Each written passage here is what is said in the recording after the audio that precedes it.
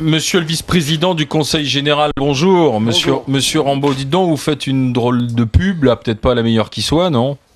Quel est le problème dans cette affaire? J'essaye depuis hier soir de voir où est un petit peu le scandale. Monsieur Rambaud, bonjour, je voudrais juste vous expliquer. Faire pleurer des enfants de 4 à 10 ans, voilà le premier problème. Le deuxième problème, quand vous avez un adulte, parce qu'il devait y en avoir plusieurs dans le bus, parce que les enfants, j'imagine qu'ils n'étaient pas tout seuls dans le bus, ils ont été certainement amenés par un ou plusieurs instituteurs.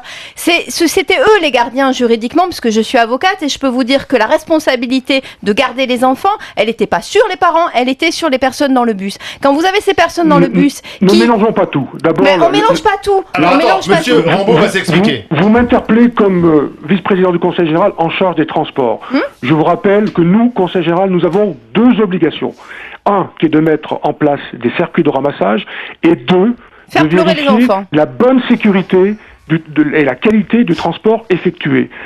La sécurité, c'est de vérifier que les cars sont en bon état, c'est vérifier que, par exemple, en période hivernale, il y ait les pneus de neige, c'est vérifier que les arrêts soient bien respectés par les chauffeurs. Quel est le rapport, monsieur Rambaud, en fait? Et pour cela, et c'est vérifier aussi qu'il n'y ait pas de personnes indésirables qui soient transportées dans les cars. Ça arrive aussi quelquefois. Donc, chaque personne transportée doit avoir un titre de transport. J'imagine que vous, quand vous prenez le métro, oui, mais moi, j'ai pas 4 ans, voyez-vous, monsieur Rambaud. En réalité, non, mais vous contournez le problème. Vérifiez vos informations. Depuis hier soir, j'ai fait vérifier tout cela. Oui.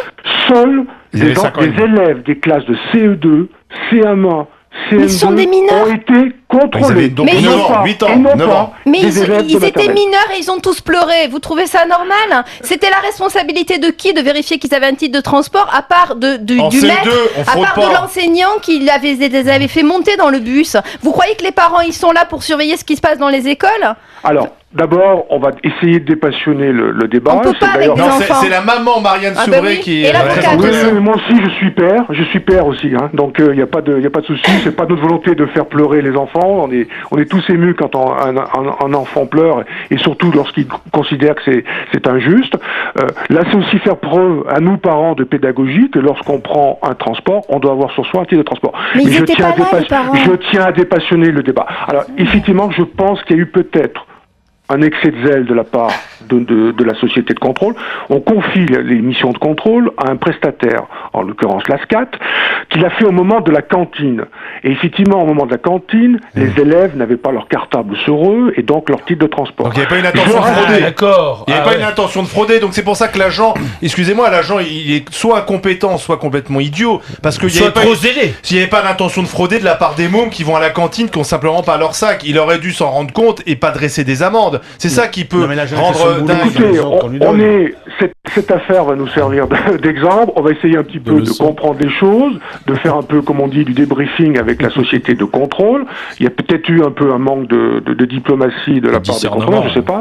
Mais je rassure les familles, à partir du moment où maintenant elles vont justifier qu'elles avaient bien leur titre de transport. En fait, non, je vois pas comment. On va vérifier. Mais attendez, je veux dire, juridiquement, c'est pas vrai. Si on vous dresse un procès verbal, vous pouvez pas a posteriori venir montrer que vous aviez une carte et on vous le déchire. Ou alors c'est un passe-droit, ou alors vous reconnaissez qu'il y a une faute.